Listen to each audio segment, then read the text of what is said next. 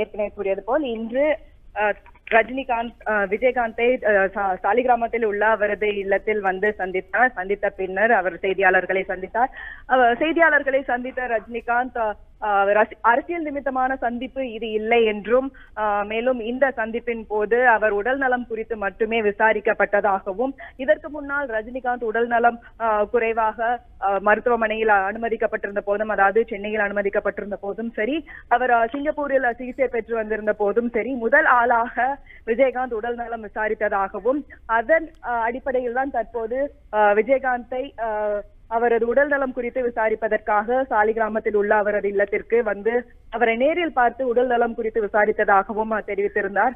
மேலும் அரசியல் குறித்த செய்தியாளர்களின் கேள்விக்கு பதிலளித்த ரஜினிகாந்த் இது அரசியல் குறிப்பான சந்திப்பு இல்லை என்றும் திட்டவட்டமாக தெரிவித்தார். மேலும் அவர் அரசியல், அதாவது இந்த மக்களவை தேர்தல் குறித்து தனது நிலைப்பாட்டை கடந்த வாரமே செய்தி அறிக்கையில் வெளியிட்டுள்ளதாகவும் அவர் குறிப்பிட்டிருந்தார்.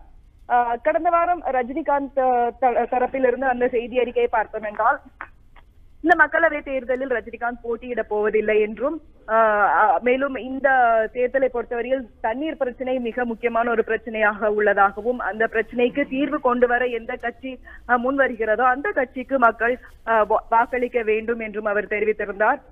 மேலும் அதில் முக்கியமான அம்சமாக பார்க்கப்படுவது மக்களவை தேர்தலில் ரஜினிகாந்த் போட்டியிடப்படவில்லை என்பதுதான். அதன் அடிப்படையில், அதாவது தற்போது விஜயகாந்தை சாலிகிராமத்தில் உள்ள அவரது இல்லத்தில் பார்க்க வந்திருந்த போது இது அரசியல் அடிப்படையில் இல்லை என்றும் அவர் உடல்நலம் குறித்து விசாரிக்கவே வந்ததாகவும் அரசியல் குறித்த தனது நிலைப்பாடை ஏற்கனவே அவர் கூறியிருந்ததாகவும் அவர் தெரிவித்துள்ளார். நிஷா, நீங்க குறிப்பிட்டதை போலவே இது அரசியல் நிமித்தமான சந்திப்பு இல்லை என்றாலும் கூட ரஜினிகாந்த் அவர்களுடன் ரசிகர் மன்றத்தின் நிர்வாகிகள் யாரேனும் உடன் இருந்தார்களா, அல்லது ரஜினிகாந்த் தனியாக வந்து தனது நண்பரை சந்தித்து சென்றாரா? இது குறித்தான விவரங்களை பதிவு பண்ணலாம்.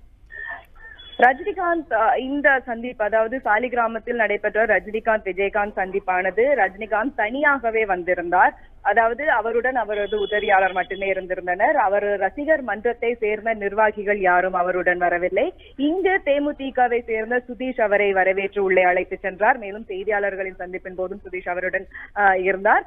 மேலும் நீங்கள் கேட்ட கேள்விக்கு ரஜினிகாந்துடன் அவரது ரசிகர் மன்றத்தை சேர்ந்த நிர்வாகிகள் யாரும் அவருடன் இல்லை.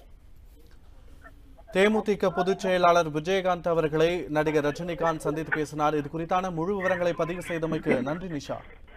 உண்மை செய்திகளை உங்கள் கண்முன் கொண்டு வரும் காவிரி நியூஸின் யூடியூப் சேனலை சப்ஸ்கிரைப் செய்யுங்கள். நொடிக்கு நொடி நாட்டு நடப்புகளை தெரிந்து கொள்ள kaverinews.tv, Facebook, Instagram, Twitter போன்ற சமூக வலைதள பக்கங்களோடு எப்போதும் இணைந்திருங்கள்.